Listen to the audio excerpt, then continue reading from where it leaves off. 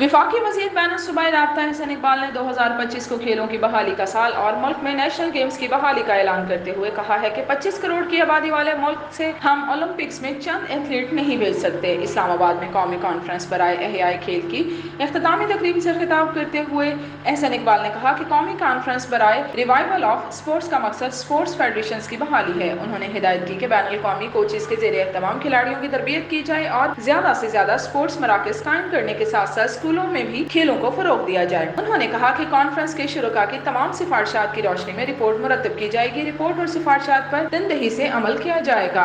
हम मुल्क के लिए खेलते हैं। 2025 मुल्क में खेलों का साल होगा और हम भरपूर तरीके से खेल का मैदान सजाएंगे। वफाकी वजीर ने कहा कि मैंने हायर एजुकेशन को कहा है कि यूनिवर्सिटीज में स्पोर्ट्स टूर्नामेंट्स के इनकाद को यकीनी बनाएं और खेलों में कौमी नुमाइंदगी के लिए मेरिट पर इंतखाब होना चाहिए, क्योंकि ग्रोहबंदी से कोई नहीं जीत सकता और खिलाड़ी भी ज़हनी तनाव के साथ कभी अच्छी कारकर्दगी नहीं दिखा सकता।